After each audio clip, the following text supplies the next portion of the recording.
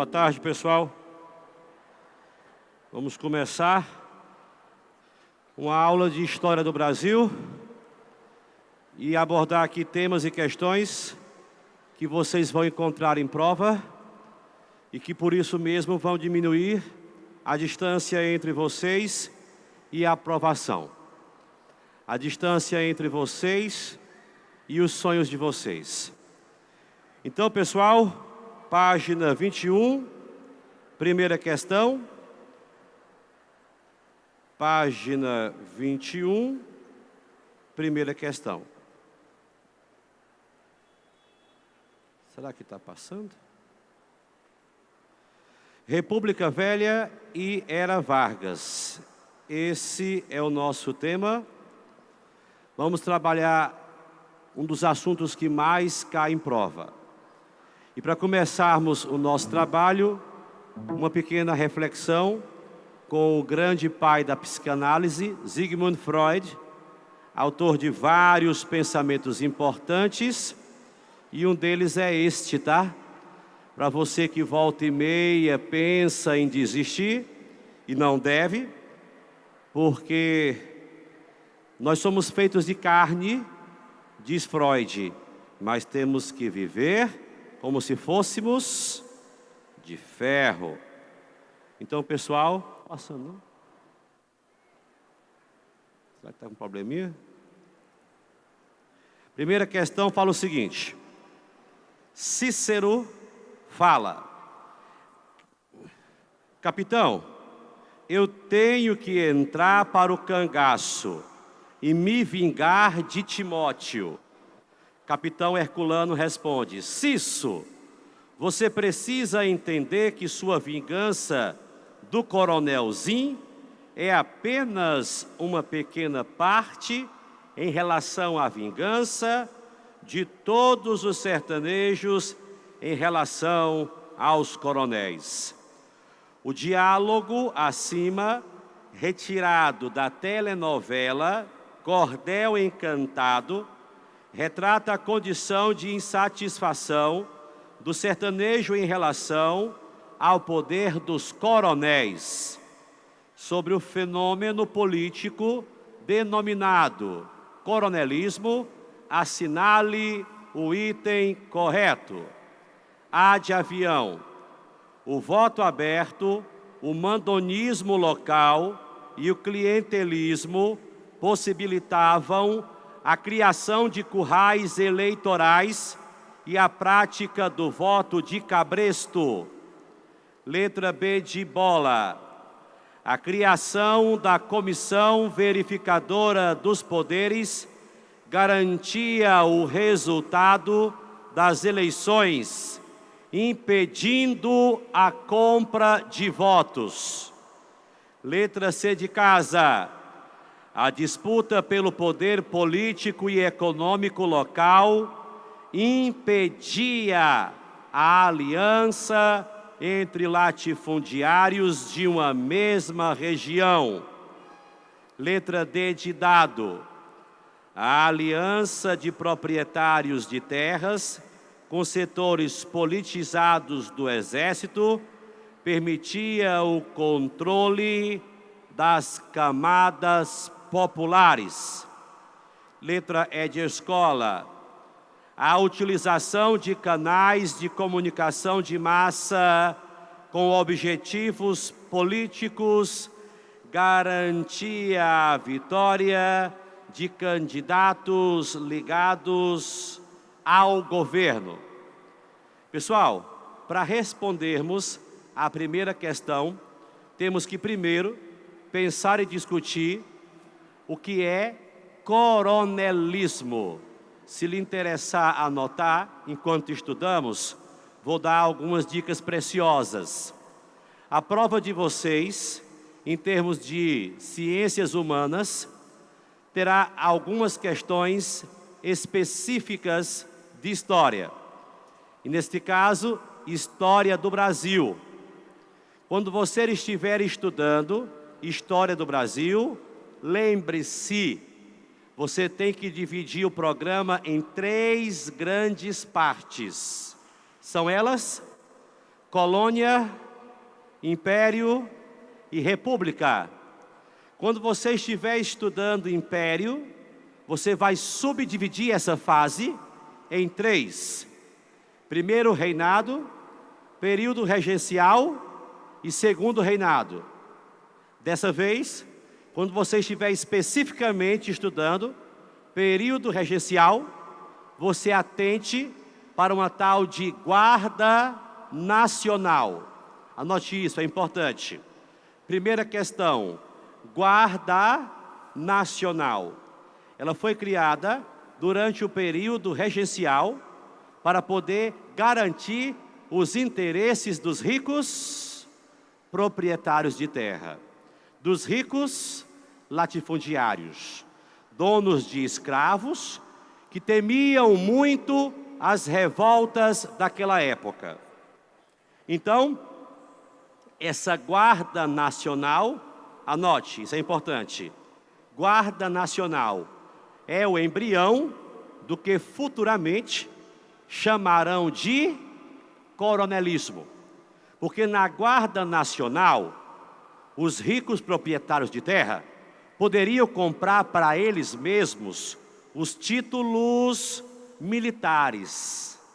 Você poderia comprar títulos militares, entre eles o de coronel. Por isso que por muito tempo, aqui no Brasil, era comum a pessoa que nunca teve uma vida militar ser chamada de capitão, ser chamada de coronel, ser chamada de major, porque comprou o título. Quando normalmente você vai a alguma dessas cidades mais interioranas, onde o coronelismo sempre foi mais forte, e você encontra uma praça ou uma rua fazendo referência a uma pessoa com um título desses, normalmente essas pessoas não eram militares de carreira, eram membros da Guarda Nacional. Lembre-se disso, tá bom? Então, pessoal, o coronelismo é um fenômeno político e, ao mesmo tempo, social, pelo qual ricos proprietários de terras comandavam a política local. Esta questão foi baseada num diálogo de uma novela chamada Cordel Encantado.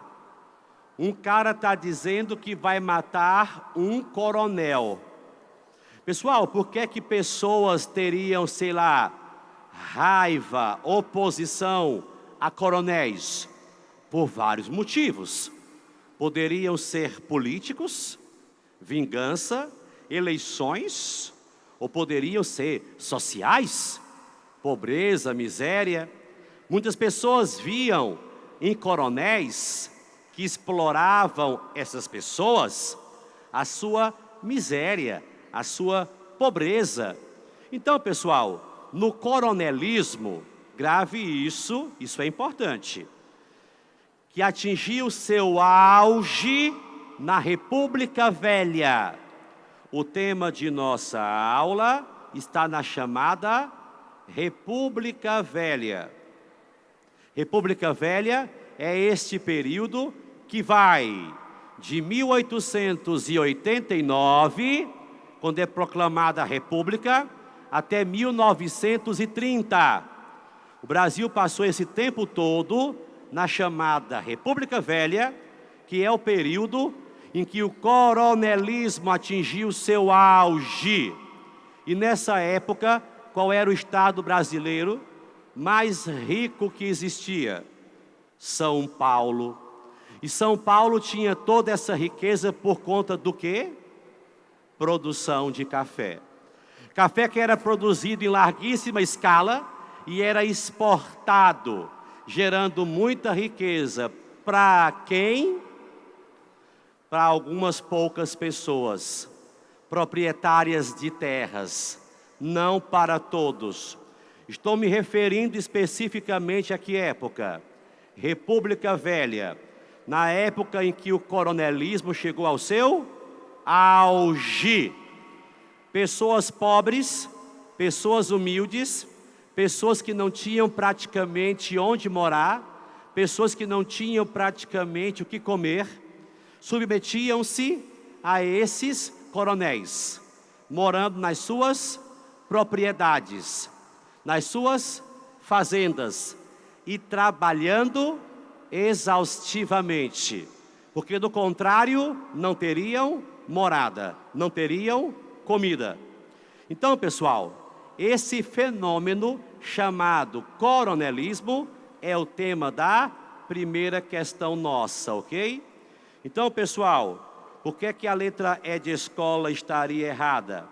Porque ele está falando que esses caras se utilizaram de meios de comunicação de massa. E, na verdade, a relação deles era direta com o povo, com os eleitores. Quem está mais atento responde. O tema da questão qual é? Coronelismo. Atingiu seu auge em que época? República Velha. Naquela época, como é que era o voto? Aberto. O voto era aberto. Você via em quem a pessoa votava. Não era como hoje, que é secreto. E naquela época o voto era restrito aos homens. Mulheres não votavam. Nem analfabetos poderiam votar. Mas o coronelismo dava um jeito de que todo mundo pudesse votar. Até os mortos votavam. Porque, na verdade, o que importava era que os coronéis ligados ao poder vencessem. Como é que uma pessoa morta poderia votar? Pegava-se o título do eleitor e dava-se para uma outra pessoa, viva, e no caso, muito viva, poder votar. E não havia na época, pessoal, uma fiscalização como há hoje, que impedisse isso. Havia urnas que acabava-se a eleição com mais votos do que eleitores. Avalie só a esculhambação como era. Hoje tá é bom, gente. Hoje, do jeito que está, comparado ao que já se foi, não, por incrível que pareça, já foi pior.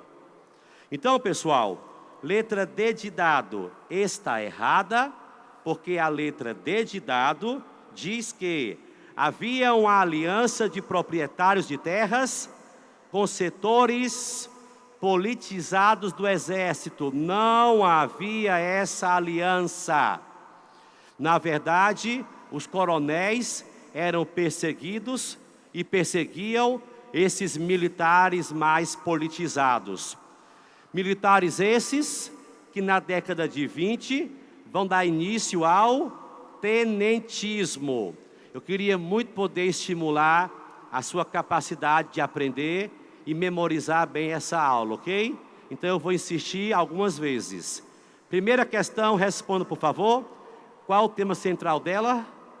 Coronelismo, que atingiu o auge durante a República Velha. Então, pessoal, essa é uma época que a terra valia demais. Principalmente qual produto? O café. Não é a letra C de casa, pessoal, porque ela falou que a disputa do poder político impedia a aliança entre latifundiários. Na verdade, se o coronelismo foi forte, é porque havia essas alianças. E, pessoal, não é a letra B de bola, porque ela falou que a Comissão Verificadora de Poderes impedia a compra de votos. Essa comissão aí, sublinhe, quem tiver como, sublinhe, essa Comissão Verificadora de Poderes era um órgão que contava os votos de candidatos que concorriam às eleições. E ela era altamente corrupta. Se houver como você acrescentar esse dado, é importantíssimo. A Comissão Verificadora de Poderes realizava o que na época se chamava de degola. E o que era degola? É uma gíria. Degola é como se referia, na época, aos votos que eram extraviados. Alguns votos eram queimados, alguns votos eram amassados, jogados no lixo, se eram votos da oposição. Tá certo?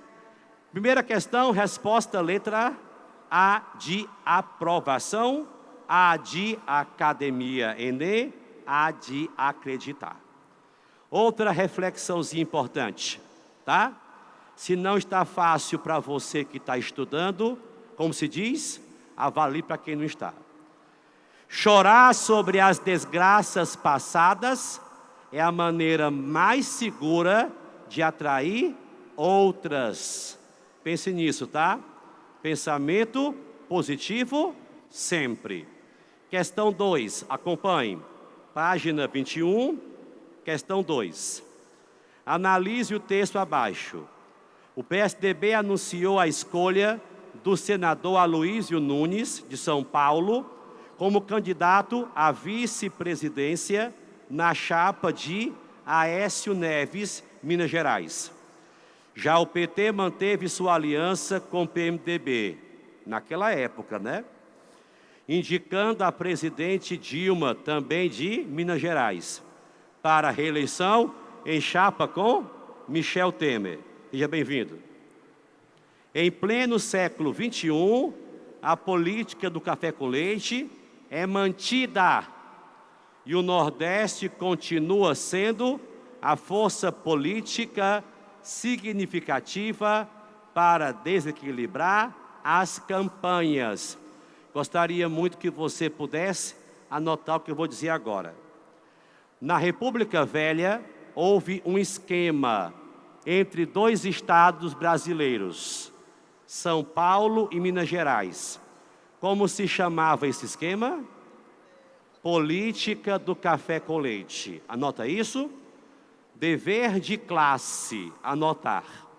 Política do café com leite, São Paulo mais Minas Gerais. Como funcionava este esquema?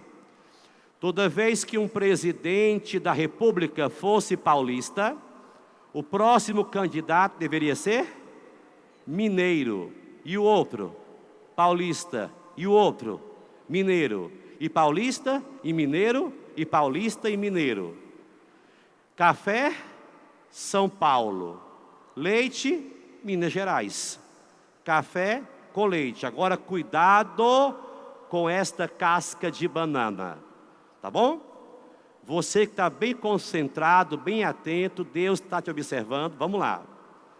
Por que que o apelido que deram a São Paulo foi café? Porque São Paulo era a maior economia do país, graças ao café. Agora, Minas não era importante para São Paulo porque fosse leiteira ou pecuarista. É porque Minas era muito populosa.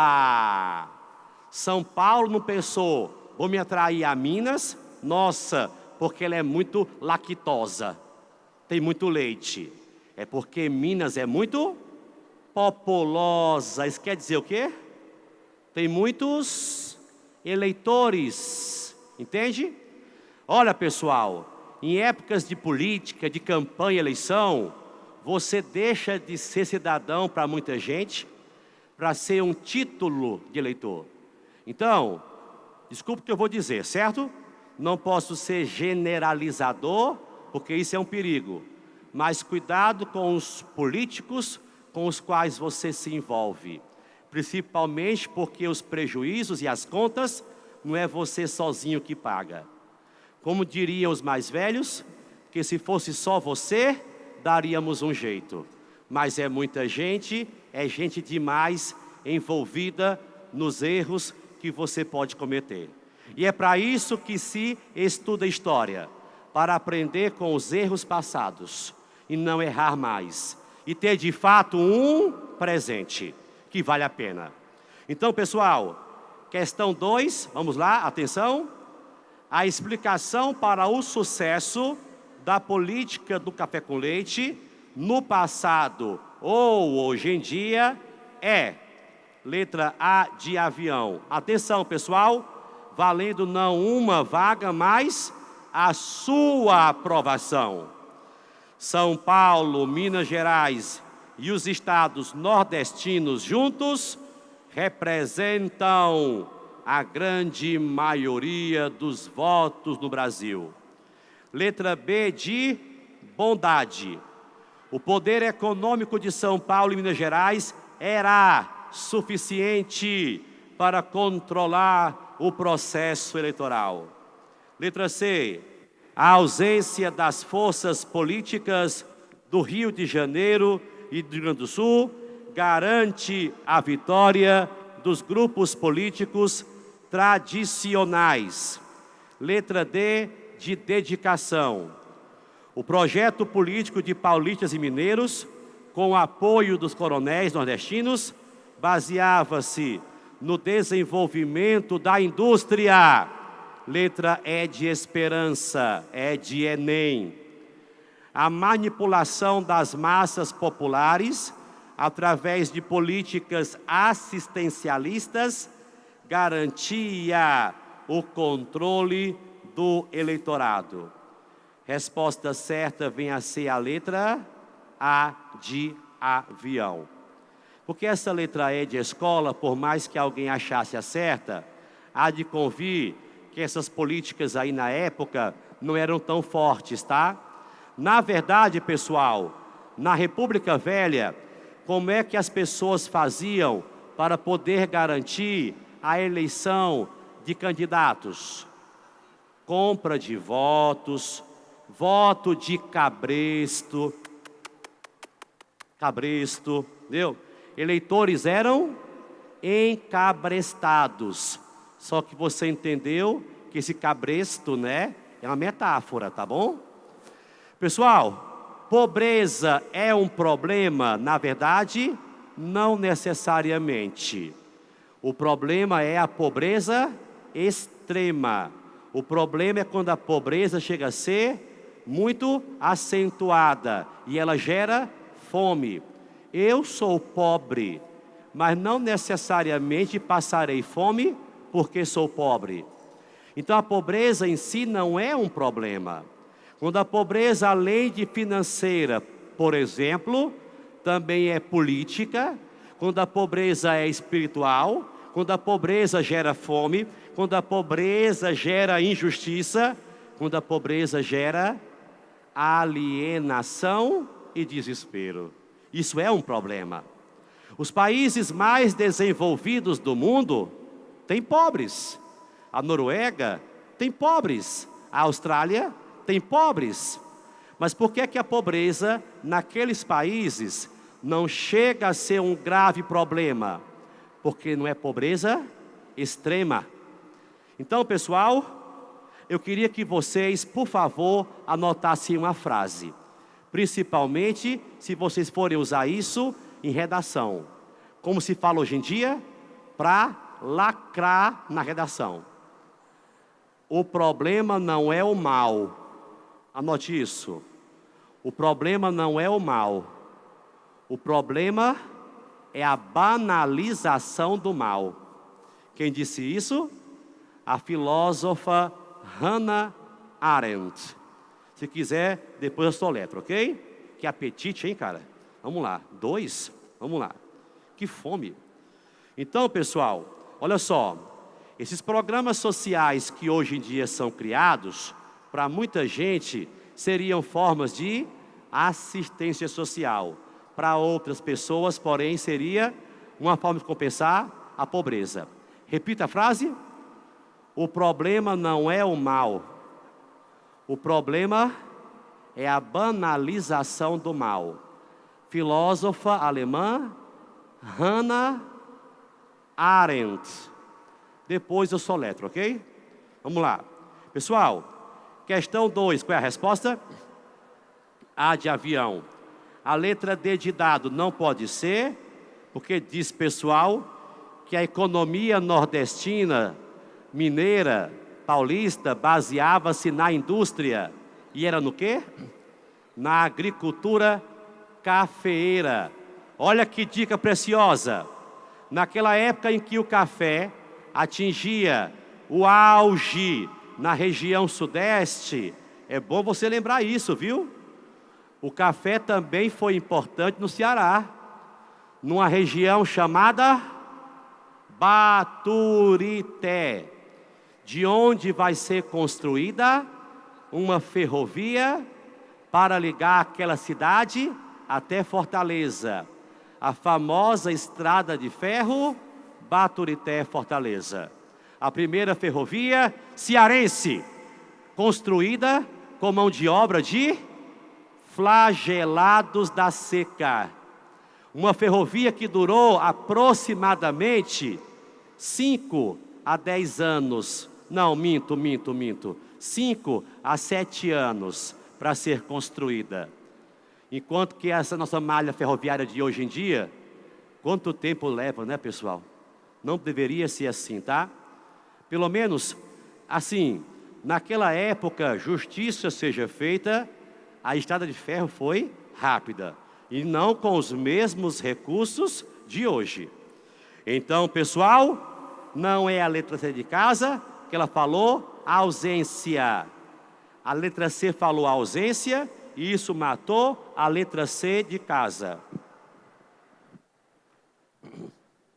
Letra B de bola também está falsa, porque ela falou, pessoal, que o poder econômico de São Paulo e Minas era suficiente para controlar as eleições. Poderia ser uma coisa importante. Não chegava a ser suficiente. Questão 2, portanto, resposta A, letra A de acreditar. Como se fala normalmente, se você mesmo não acreditar, está difícil. Questão 3, pessoal, mais outra frasezinha para você aumentar a sua autoestima. Machado de Assis falou que botas. As botas apertadas são uma das maiores felicidades que há na terra. Porque se as botas fazem doer os pés, elas dão motivo ao seu prazer de descalçar as botas. Só sabe a alegria de verdade quem já experimentou a dor da tristeza. Só sabe a importância de levantar-se quem já caiu. Até um pé no traseiro me leva para frente. Questão 3. O convênio de Taubaté, acompanhe. Foi um acordo firmado em 1906 entre os governos de São Paulo, Minas Gerais e Rio de Janeiro. Seu objetivo era garantir um preço mínimo para o café.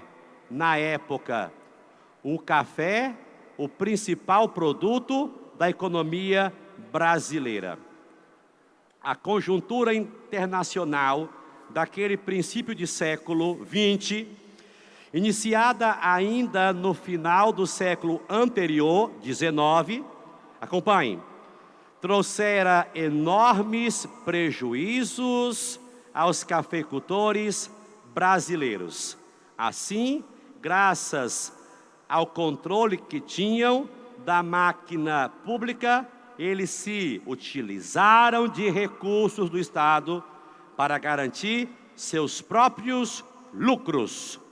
Esse controle político do Estado era possível graças, letra A, às oligarquias que dominavam o cenário político do Brasil republicano. Opção B de bola, aos tenentes que exerciam a fiscalização dos recursos públicos. Letra C, a burguesia financeira paulista que emprestava dinheiro ao Estado. Letra D, aos coronéis nordestinos que dominavam o cenário econômico nacional. Letra E de escola, a burguesia industrial que foi favorecida pela queda do preço do café. Que resposta seria a sua? Letra A, de avião. Ah, com certeza. Vou repetir a sua pergunta. Foi naquela época, em virtude desse convênio, que várias sacas de café foram queimadas. Porque o Brasil plantava e produzia tanto café, mais tanto café, mais tanto café, que o preço dele despencava. Uma pergunta que qualquer pessoa do comércio, sem estudo, responde fácil. Quando o estoque é alto demais e não há saída, não há venda, o que acontece com o preço final? Ele vai cair. Se eu não estou vendendo, eu vou ter que baixar o preço do produto? E naquela época, pessoal, 1906, questão 3, risque aí, sublinhe, convênio de Taubaté. Esse convênio foi um acordo, olha que imoral, pessoal, numa época em que o investimento com educação e saúde pública não existia. Hoje em dia, quando você vai a um posto de saúde, hoje em dia, quando você recorre à escola pública, hoje em dia, quando você recorre a uma assistência social, você pode reclamar de muita coisa. Mas naquela época nem isso existia. Naquela época, pessoal, depois que a pessoa era eleita, mais do que hoje, ela se esquecia completamente do eleitor que não podia fazer nenhuma cobrança. Naquela época não existia saúde pública, não existia postos. Aí eu estou tão doente, então fizesse um chá, um lambedouro e se aquietasse, não fazendo arte, ou ia a uma benzedeira. Naquela época não existia serviços públicos. Por que que eu falei que era imoral? Porque o governo federal gastou um dinheiro muito alto para comprar todo o café excedente e estocá-lo, queimá-lo, para diminuir a oferta do café e o preço poder subir. Então, pessoal, questão 3, resposta letra A, de avião. E seria interessante que você pudesse gravar o que eu vou dizer agora, certo? Pessoal, naquela época, esse convênio de Taubaté foi uma grande medida intervencionista. Esse café vai entrar em crise irreversível na crise de 29, ok?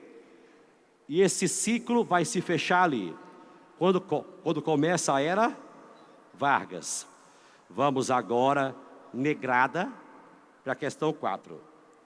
Em 1914, o vice-presidente Venceslau Braz foi o candidato vitorioso nas eleições para a sucessão do Marechal Hermes da Fonseca. A vitória na presidência marcou o reatamento das relações políticas entre São Paulo e Minas Gerais. E com ela, a retomada da política do café com leite. Porém, seu governo foi marcado pelo início do processo de industrialização no Brasil. Queria, se possível, que você anotasse o que eu vou dizer agora. Industrialização, questão 4. Houve um surto de industrialização. Na verdade, não foi um processo verdadeiramente efetivo, mas foi um surto. Bote aí, surto de industrialização. Porque, na verdade, pessoal, qual foi o ano que a questão 4 citou? 1914. Naquele mesmo ano, começava a terrível Primeira Guerra Mundial. Uma guerra de proporções incomparáveis. Milhões de pessoas morreram naquela guerra. E aqui no Brasil, começava o governo de Venceslau Brás. Então, pessoal, olha só, naquele momento em que a República Velha acontecia, a Primeira Guerra Mundial impedia o Brasil de importar produtos europeus. Por isso que o Brasil teve que tentar industrializar-se. Questão número 4, as perguntas são: a industrialização brasileira foi favorecida, letra A de avião, com o aumento significativo nas exportações de café. Isso conferiu grandes vultos de capital que passaram a ser investidos na indústria. Dessa forma, a industrialização brasileira poderia competir no mercado internacional. Letra B de bola. A eclosão da Primeira Guerra Mundial dificultou as importações dos produtos europeus, possibilitando o desenvolvimento de uma indústria de substituição de importações. Opção C, a chegada de levas de imigrantes proporcionou a formação de uma classe operária qualificada e, ao mesmo tempo, acostumada à exploração do capital, o que impediria a mobilização dos trabalhadores. Opção D, a grande quantidade de empréstimos ingleses e americanos favoreceram a instalação de uma indústria de base que serviria de fundamentação para a chegada das indústrias multinacionais. Opção E, o grande investimento em estradas, ferrovias e hidrelétricas proporcionou condições favoráveis para instalação da indústria e escoamento da produção que era voltada para o mercado europeu. Pessoal, questão de número 4. Resposta certa, letra B de bola. Vamos aos erros. Por que que a letra A está errada? Disse que a nossa indústria tinha condição de competir com a indústria internacional. Absurdo isso. Por que que a C está errada? Diz que havia uma classe operária qualificada e o que impediu a mobilização dos trabalhadores. Claro que não. Nessa época vão surgir as primeiras greves. Letra D de dado. Disse que ingleses e americanos investiram na nossa indústria. E a letra E de escola disse: investimentos pesados em estradas hidrelétricas. Naquela época o forte eram as ferrovias. Então, pessoal, se você puder gravar isso, é importante, tá? República Velha, quando chega mais ou menos em 1915, 17, começa o movimento operário a fazer as suas grandes e primeiras greves. Os operários exigiam direitos trabalhistas. Que resposta aqueles governos davam a essas greves? Caso de polícia, repressão policial. O movimento operário, na década de 1910 a 1920, foi muito ativo, mas também muito reprimido. Então, pessoal, questão 5. A greve, antes disso, olha que crítica feroz o Barão de Tararé fez. A televisão é a maior maravilha da ciência, a serviço da imbecilidade humana. Perfeito. Essa frase dele sairia mais que perfeita se ela se inserisse no conceito de meios de comunicação de massa e indústria cultural da Escola de Frankfurt, que é uma questãozinha perfeita para o Enem, tá? Então, pessoal, a República Velha, nada tão nova quanto hoje. Questão 5. A greve geral ganhou todos os trabalhadores de São Paulo enfrentando as tropas do governo e negando a mediação do Estado no conflito capital-trabalho. A situação chegou a tal ponto que, durante dias, o Comitê de Defesa Proletária assumiu o controle da cidade de São Paulo. O governo abandonou a cidade e, no fim, foi obrigado a negociar com os grevistas, atendendo às suas reivindicações. Texto 2. Greve geral de 28 de abril. Já está na história, mas promete desdobramentos, movimentação de dimensão nunca vista, tomou todo o território nacional, com centenas de categorias que cruzaram os braços nos 26 estados e no Distrito Federal, dispostas a barrar as reformas de Temer. Pessoal, queríamos comparar essas duas greves. Essa greve mais recente que teve no país e a greve de 1917, que no caso faz quantos anos? 100. A greve de 17 foi exclusivamente política, questionando a estrutura do poder oligárquico. Opção B. A greve deste ano limitou-se a questionar a reforma previdenciária. Opção C. As duas greves provocaram mudanças imediatas na relação capital-trabalho, favorecendo operários. Opção D. Aquela greve defendia a criação de direitos trabalhistas, enquanto essa greve deste ano defendia a manutenção. Opção E e última. As greves são mecanismos ilegais e, desta forma, não têm legitimidade em negociar trabalhadores e patrões. Tá fácil. Resposta. Certamente letra D de dado. Pessoal, se vocês puderem gravar o que eu vou dizer agora,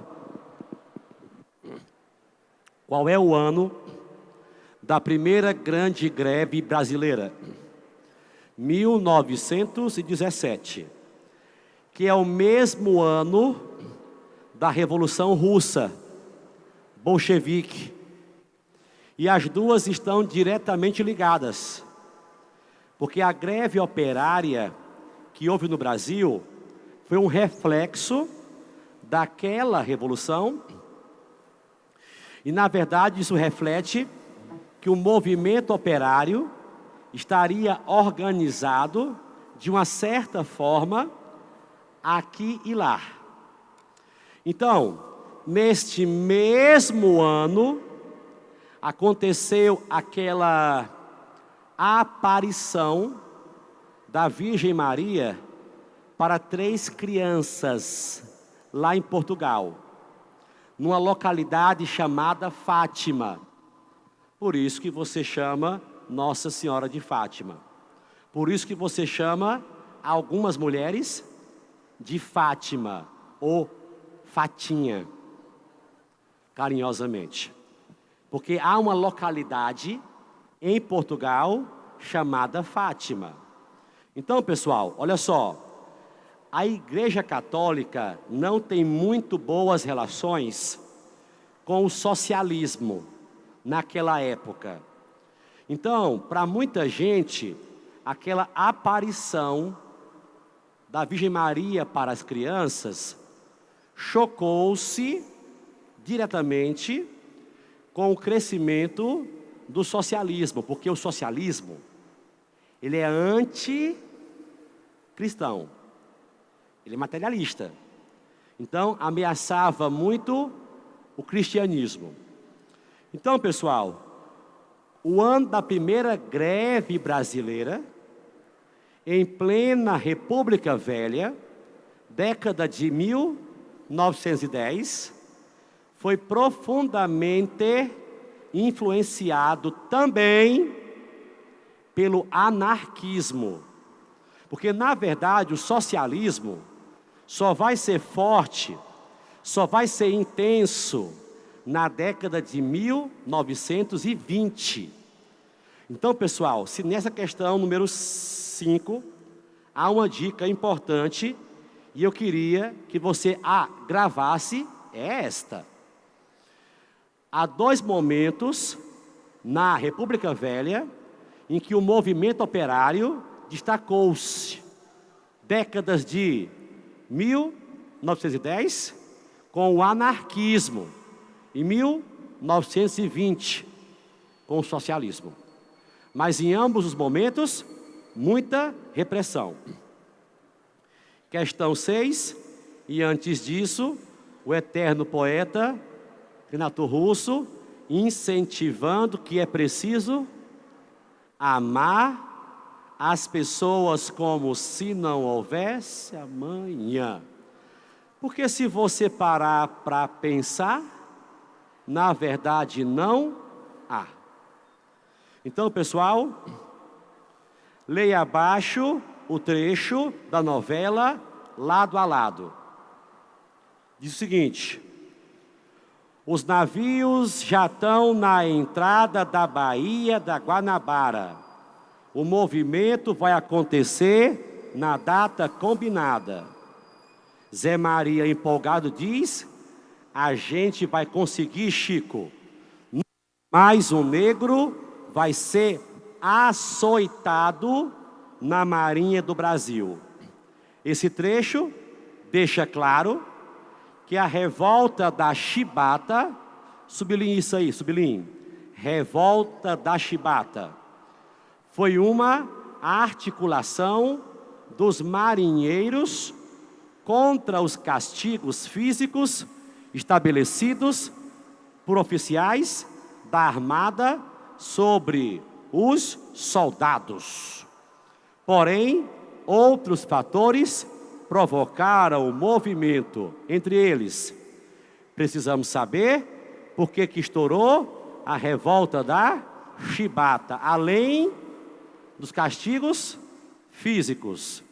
A exclusão dos soldados do exercício da cidadania, pois, em sua maioria, eram analfabetos. Opção B, o serviço militar obrigatório, estabelecido pela Constituição Republicana de 1891. Opção C, a baixa remuneração e as péssimas condições de trabalho dos marinheiros. Opção D, a proibição dos marinheiros em contrair matrimônio, pois só o soldado deve amar a pátria. Opção E, a exclusão dos marinheiros da CLT, deixando-os sem direito a férias e ao salário mínimo. Pessoal, fácil, fácil. Resposta à letra? Sei de casa. Por que que a E está errada? Pessoal, não existia na época nem CLT. CLT é de 1943. E a questão? 1910. Nem vovó tinha nascido ainda. Ou já tinha? Não? Letra D de dado. Nada a ver. Bote aí, SQN. Só que não. Nada a ver com casamento não, tá? Embora marinheiro sempre tenha sido cabra muito namoradorzinho, né? Cheio de filhos, né, marinheiro? Letra C de casa é a certa. Reclamavam dos baixos salários. E também, pessoal, trabalho pesado. Você poderia acrescentar aí? Racismo. Os marinheiros reclamavam do racismo. Marinheiros negros não chegavam a ser oficiais, tá? Por conta do racismo, tá? Essa novela da questão 6, você assistiu? Era das 6, com Lázaro Ramos. Ele fazia um líder negro. Lembra dessa novela? Então, pessoal, questão 8. Antes disso, uma frasezinha do Nobel de Literatura, o cantor Bob Dylan. Que profundo, pessoal. A felicidade não está na estrada que leva a algum lugar. A felicidade é a própria estrada. Então, questão número 8. Inegavelmente, a visão da indústria como alternativa, questão 8, já era Vargas. A indústria para o desenvolvimento ganhou corpo ao longo dos anos 30, 40. Esboçava-se um projeto de industrialização pesada, que, a despeito de limitado e inconcluso, foi a tônica de organização do próprio Estado. O avanço do aparelho econômico do Estado foi concomitante à reformulação de suas próprias práticas econômicas, cujo sentido último consistia em destruir as regras do jogo, segundo as quais a economia iniciava-se tradicionalmente para a atividade agroexportadora, criando condições institucionais para expandir atividades ligadas ao mercado interno. Pessoal, de acordo com o texto, a indústria brasileira foi possível graças ao quê?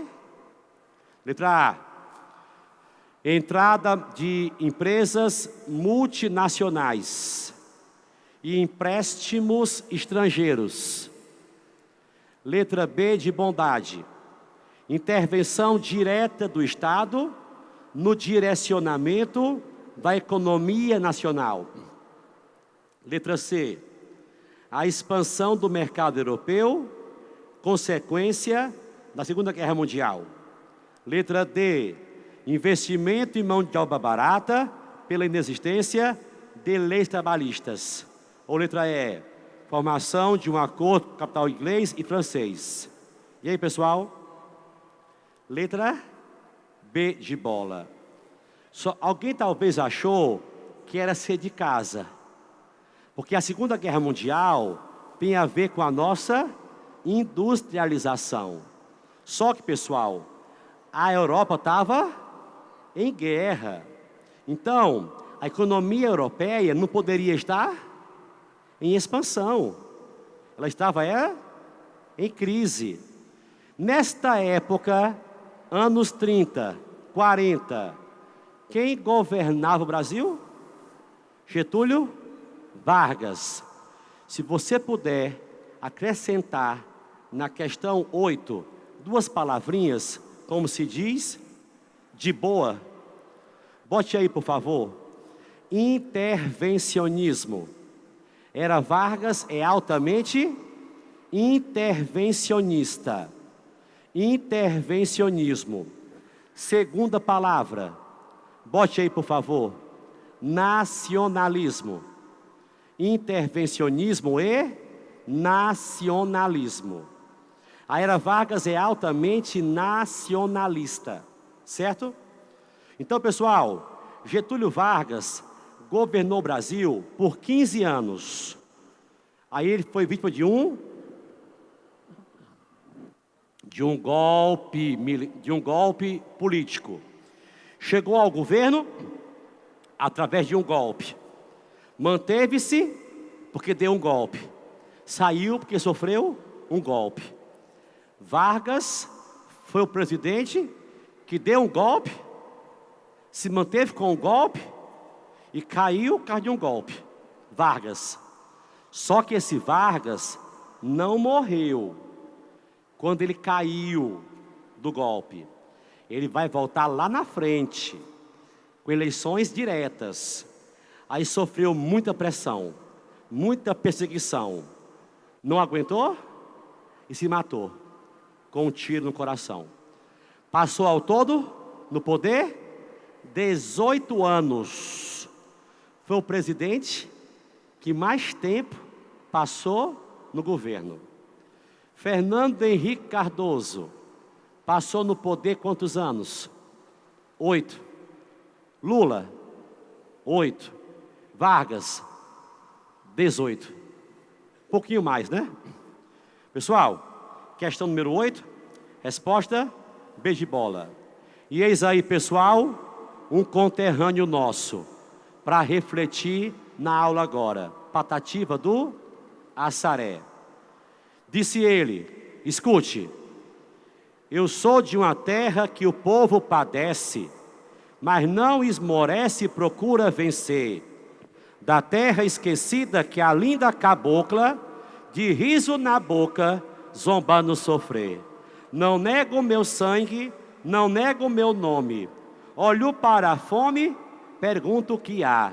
Eu sou brasileiro, filho do Nordeste. Sou cabra da peste, sou do Ceará. Que tapa, né? Pessoal, hoje em dia, nas redes sociais, fala-se que muita gente faz muito mimimi. Esse mimimi, muitas vezes, você poderia pensar assim: posso ser eu reclamando da vida. Enquanto que muita gente, em vez disso, otimistamente luta. Problema, pessoal, não é porque tem espinhos nas rosas. A questão é porque entre espinhos há rosas. Então pense sempre positivo, certo? Vamos lá. Questão número 8. Vamos lá, negrada. Questão 8. É nós, não é? No dia 23 de novembro deste ano, comemoram-se os 80 anos da intentona comunista. Na verdade, 87, tá? 82, tá? O movimento tinha como objetivo derrubar o presidente Vargas e assumir o poder no país. Quem está acompanhando, por favor, sublinha para mim, intentona comunista. Sublinha para mim, intentona comunista. Acabamos de ler isso. O grupo que organizou essa revolta era formado por Luiz Carlos Prestes, sua mulher Olga Benário, além de Rodolfo Guioldi, Arthur Evert e Ranieri Gonzalez. Esse mesmo Vargas, pessoal, é o que consegue apoio dos Estados Unidos para construir a CSN e a Vale do Rio Doce. Pessoal, questão 8. Qual é o tema dela? Intentona comunista. Isso foi uma revolta que aconteceu no Brasil em 1935. Tentativa, derrubar do governo o Vargas e levar socialistas ao poder. Quem era o seu líder? Luiz Carlos Prestes, o cavaleiro da esperança. Pessoal, questão 8. podemos apontar como consequência da intentona comunista. Letra A de aprovação. A reação nacionalista dos integralistas que, liderados por Plínio Salgado, deflagraram uma guerra civil no Brasil. Letra B. Insatisfação de oligarquias paulistas que organizaram a Revolução Constitucionalista. Opção C. A ação dos tenentes que, fiéis a Luiz Carlos Prestes, apoiaram o golpe que depôs Vargas. Opção D. A ação da classe trabalhadora que, liderada pelo PCB, organizou várias greves. E última, reação dos segmentos conservadores da sociedade que, em virtude do Plano Cohen, apoiaram a instalação de uma ditadura com Vargas. Resposta. Letra E de escola. Pessoal, quando pessoas falam muito, elas correm um perigo, que é falar demais. Quem fala muito, muitas vezes, fala demais. Então vejamos, o ano que eu quero que você grave, 1935. Nesse ano, estourou a intentona comunista. É o que fala a questão. Não deu certo, Vargas vai prender os seus líderes. Por que é que você falou isso agora? Essa piada que você disse agora. O Vargas deveria dar tchau em 1938. Getúlio deveria sair depois 3 anos. Só que o Getúlio inventou um plano chamado Cohen. Letra I de escola? Plano Cohen. Esse plano nunca existiu. Getúlio disse que ele descobriu um plano comunista de invadir o Brasil. E que por isso, ele, Getúlio, deveria anular as eleições, dissolver a Constituição e ficar no poder um tempinho a mais, 8 anos. O cara deveria sair no ano seguinte, ficou mais 8 anos. Então muita gente na época roía as unhas de tanto medo do socialismo, tá? Então, pessoal, resposta letra é de escola. E para quem não conhece, pessoal, que pena, viu? Mais um dos cearenses mais respeitáveis que já existiu. Ninguém mais, ninguém menos que Dom Helder Câmara. Não porque era católico, não porque era bispo, independente da sua religião, mas um cara de Deus mesmo, tá? Um dos criadores da CNBB.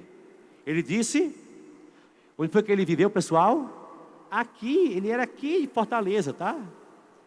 Há criaturas como a cana, mesmo postas na moeda, esmagadas de todo, reduzidas a bagaço, só sabem dar doçura. Seja você também uma cana, tá? Não. Ali era Dom Luiz Loscheider.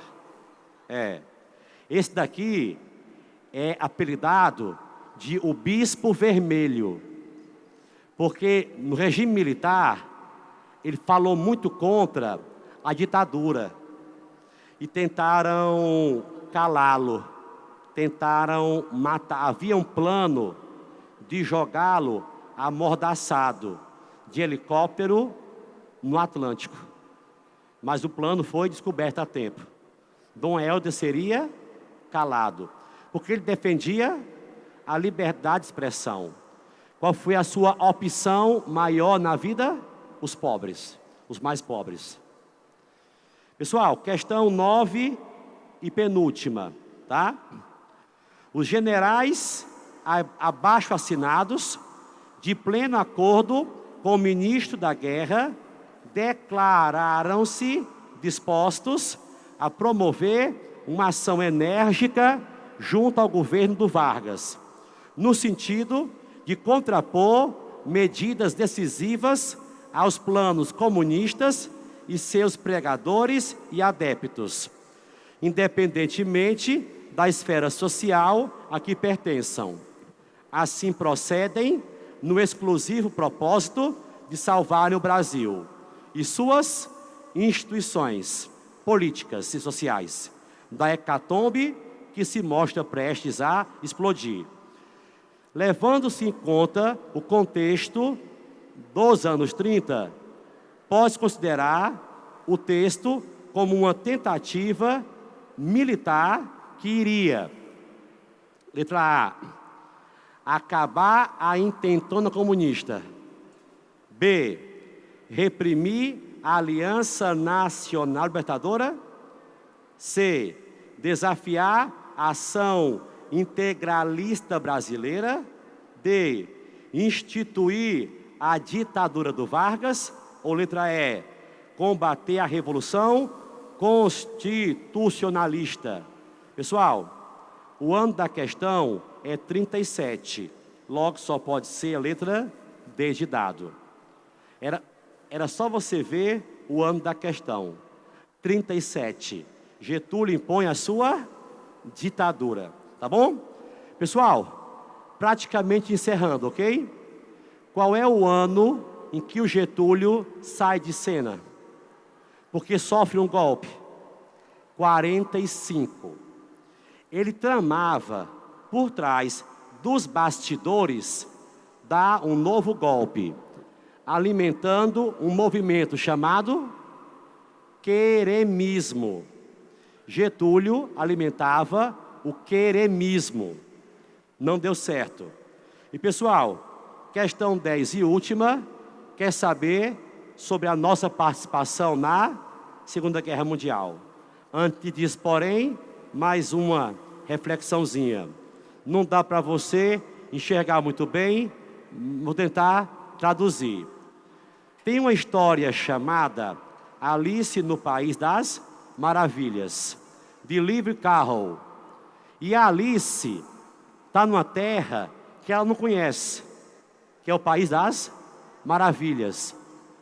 Quem conhece a história, a Alice encontra um gato e pergunta ao gato para onde vai aquela estrada. E o gato pergunta a ela para onde é que ela quer ir. Ela diz, não sei. O gato fala, então, para quem não sabe aonde quer ir, qualquer estrada serve. Então, pessoal, vê se você saiba qual é a sua estrada, viu? Porque senão, quem não sabe para onde quer ir, não sabe nem se vai. Então, pessoal, vamos lá, tá? Segunda Guerra Mundial. Na Segunda Guerra Mundial, o Brasil participou, né? A participação do Brasil está ligada a quê, pessoal? A relação de hostilidade que o Brasil tinha com a Itália. Opção B, a necessidade de financiar a indústria brasileira. Opção C, a aproximação de ideologia entre a ditadura de Vargas e ditaduras europeias.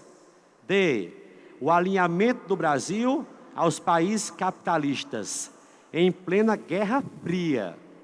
E última, o apoio alemão à ampliação da produção brasileira de gêneros agrícolas. Resposta, questão 10, é a letra B de bola. Pessoal, que não seja fácil para você, não é fácil para ninguém. Deus nos dá muitas bênçãos e temos que fazer uso delas. Passar nessa prova é um ato de amor. De você para consigo. E de você para com quem você ama.